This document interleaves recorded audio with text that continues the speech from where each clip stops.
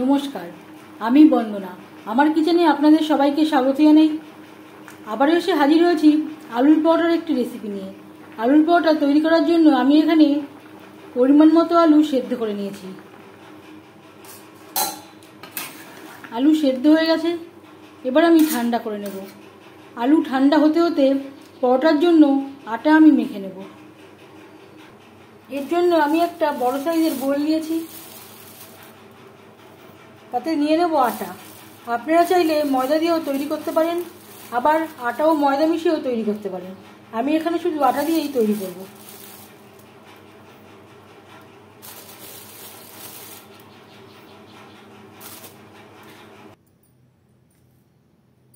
আর দিয়ে দেব স্বাদ মতো লবণ,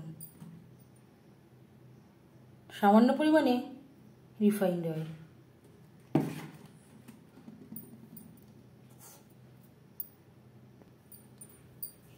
সবার প্রথমে তেল ও লবণ আটার সাথে বেশ ভালো করে মিক্সড করে দেব। অল্প অল্প করে জল অ্যাড করে আটা আমি মেখে নেব।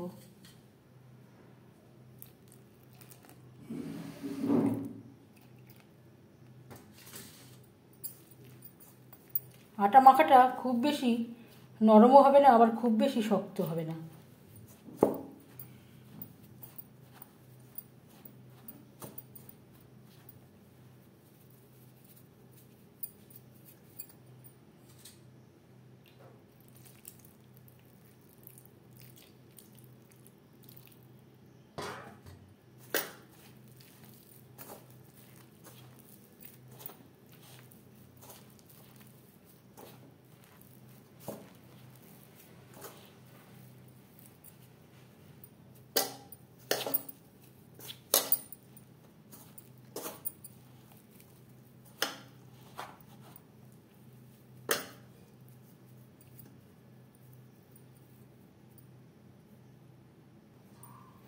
আটা আমি মেখে নিয়েছি,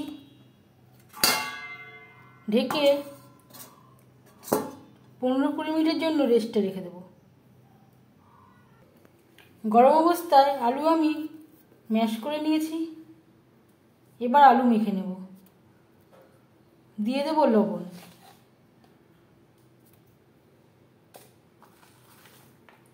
পেঁয়াজ কুচি। এখানে আমি দুটো বড় সাইজের পেঁয়াজ কুচি করে কেটে নিয়েছি। আর লাগছে স্বাদ অনুযায়ী কাঁচা লঙ্কা। আর দিয়ে দেব 2 চামচ ভাজা মশলা। এখানে রয়েছে ধনে, জিরে, গোলমরিচ, তেজপাতা, শুকনো লঙ্কা, যেটা আমি শুকনো খোলায় ভেজে গুঁড়ো করে রেখেছিলাম।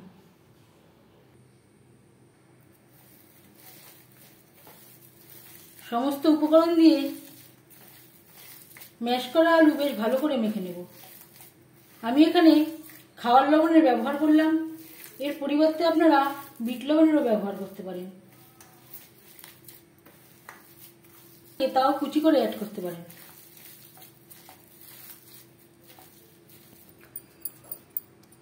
আমি একটা বড় সাইজের লেচি কেটে নিয়েছি, এইভাবে বাটির আকারে শেপ দিয়ে নেব।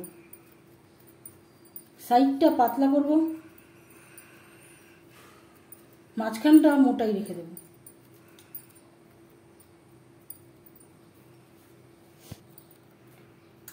এই ঠিক সেন্টারে দিয়ে দেব আলুর পুর।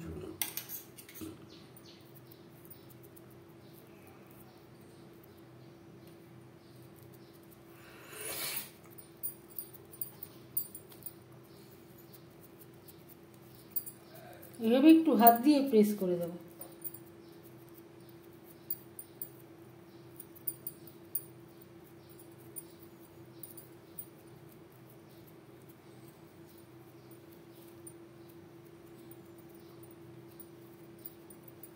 মুখটা সিল করে দেব।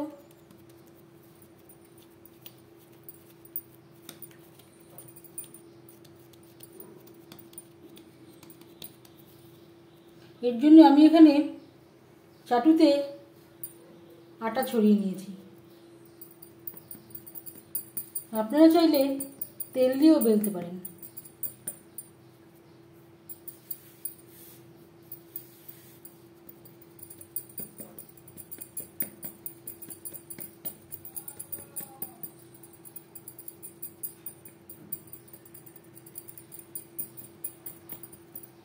হাত দিয়ে একটু প্রেস করে নিলাম। সাবধানে হালকা হাতে বেলতে হবে।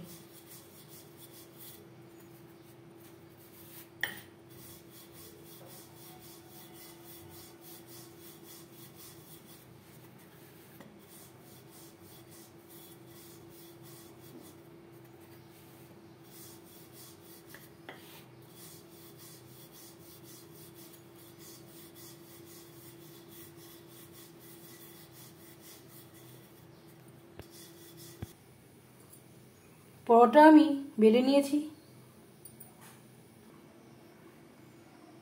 একটা ফ্রাই প্যানে রিফাইন্ড অয়েল গরম করে নিয়েছি। এবার দিয়ে দেবো পরোটা। আমি রিফাইন্ড অয়েল আর বাটার মিশিয়ে তৈরি করছি। আপনারা শুধু বাটারেও তৈরি করতে পারেন, আবার রিফাইন্ড অয়েল আর বাটার মিশিয়েও তৈরি করতে পারেন।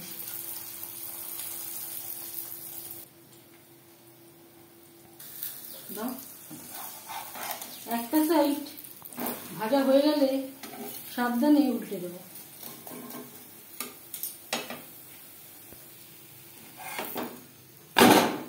এভাবে উল্টে পাল্টে সুন্দর একটা কালার আসা পর্যন্ত ভেজে নেব। পরোটা ভাজা হয়ে গেছে, একটা পাত্রে উঠিয়ে নেব। এক্সট্রা আটা বা ময়দা এভাবে একটু ঝেড়ে ফেলে দেবেন।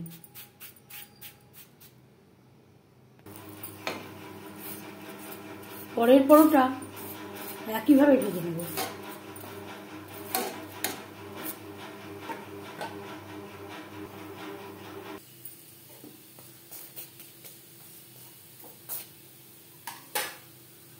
পরোটার সাথে সার্ভ করার জন্য আমি একটা দই মিশ্রণ তৈরি করে নেব। এখানে নিয়েছি দই, টক দই, দিয়ে দেব স্বাদ মতো লবণ। এর পরিবর্তে আপনারা বিট লবণেরও ব্যবহার করতে পারেন। সামান্য পরিমাণে ভাজা মশলা, যেই ভাজা মশলা আমি আলুর পরোটায় দিয়েছিলাম। খুবই সামান্য পরিমাণে সুগার পাউডার। এর পরিবর্তে আপনারা দানাচিনিরও ব্যবহার করতে পারেন।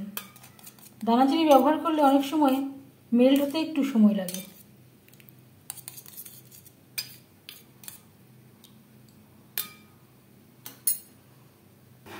কেমন হয়েছে ভেতরে একটা আমি একটু ছিঁড়ে দেখাচ্ছি।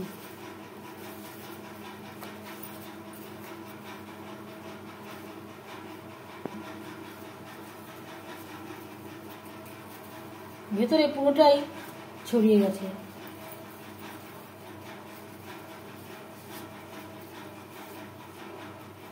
আলুর পরোটা রেডি সার্ভ করার জন্য।